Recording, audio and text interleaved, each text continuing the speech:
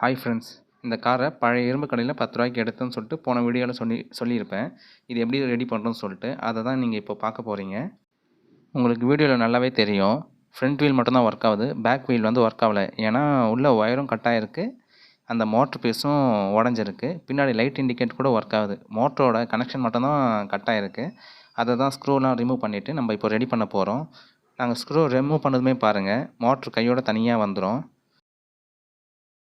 மோட்டரில் ஒரு ஒயர் தான் லைன் இருக்குது, இன்னொரு லைன் வந்து கட் ஆகிட்டு இருக்குது. அந்த ஒயிட் லைன், அந்த ஒயரை மட்டும் கண்டுபிடிச்சி எடுத்து நம்ம இப்போ சால்ட்ரிங் வைக்க போகிறோம்.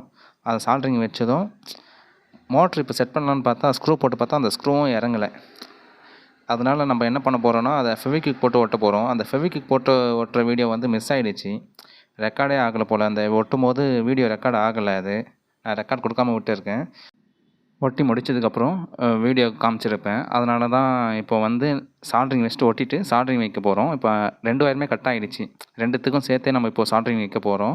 அந்த ப்ளூ ஒயர் தனியாக, ஒயிட் ஒயர் தனியாக சொல்லிட்டு சால்ட்ரிங் வச்சுட்டு இப்போ நம்ம அதை கனெக்ஷன் கொடுக்க போகிறோம்.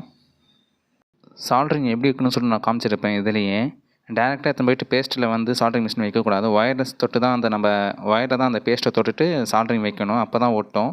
நீங்கள் எத்தனை போய் சால்ட்ரிங் மிஷினில் போயிட்டு அந்த பேஸ்ட்டை தொட்டுட்டா அந்த ஈயம் ஒட்டவே ஒட்டாது. அதனால் சால்ட்ரிங் வைக்கும்போது கரெக்டாக வைங்க. இப்போ எல்லாத்தையும் நம்ம சால்ட்ரிங் வச்சுட்டு சும்மா செக் பண்ணி பார்க்க போகிறோம் பேட்ரி போட்டு. இப்போ வந்து ஃப்ரண்ட்டு பேக்கு போயிட்டு வருதான்னு சொல்லிட்டு நம்ம செக் பண்ண போகிறோம். செக் பண்ணிவிட்டு இதுக்கப்புறம் தான் ஸ்க்ரூ போட போகிறோம். நல்லாவே ஃப்ரண்ட்டு பேக்குன்னு சொல்லிட்டு நல்லாவே போயிட்டு வருது. இப்போ வந்து நம்ம ஸ்க்ரூ போட ஸ்டார்ட் பண்ணிவிட்டு நம்ம இப்போ வந்து அதை கீழே வச்சு ஓட்டி பார்க்க போகிறோம். அப்புறம் கீழே தண்ணி ஊற்றிட்டு அதை வந்து பின்னாடி ஸ்ப்ரே மாரி பண்ணுதான்னு சொல்லிட்டு அதையும் செக் பண்ணிவிட்டு அதில் நம்ம ஃபயர் விட போகிறோம். போன வீடியோவில் காமிச்சிருப்பேன் அதில் ஃபயர் விடுறா போல், இந்த வீடியோலாம் காட்டுறேன். அப்போ தான் அதோட கண்டினியூட்டின்னு சொல்லிட்டு தெரியும் நமக்கு.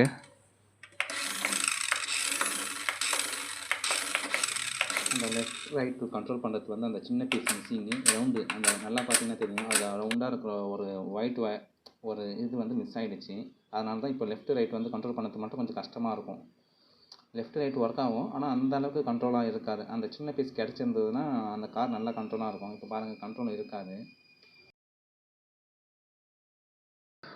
போன வீடியோலையும் சரி, இந்த வீடியோலையும் சரி, அந்த ஐபி சொல்யூஷன் வச்சு தான் நான் இதை வந்து ஃபயர் பண்ணியிருப்பேன். அடுத்த வீடியோவில் வந்து இதை வந்து பெட்ரோல் வச்சு ஊற்றி எப்படி நம்மளுக்கு ஃபயர் ஆகுதுன்னு சொல்லிட்டு தான் நான் இதை காட்ட போகிறேன். பெட்ரோல் ஊற்றினா எந்த அளவுக்கு ஃபயர் வருது, எந்த அளவுக்கு லுக்கு காட்டுது அப்படின்னு சொல்லிட்டு பெட்ரோல் ஊற்றி நான் பண்ண போகிறேன். அது நீங்கள் பாருங்கள், பிடிச்சிருந்ததுன்னா லைக் பண்ணுங்கள், சப்ஸ்கிரைப் பண்ணுங்கள் மறக்காமல். அடுத்த வீடியோவை நம்ம டிஃப்ரெண்ட்டாக பண்ணலாம் அப்படின்னு சொல்லிட்டு தான் நான் இதை பண்ணுறேன்.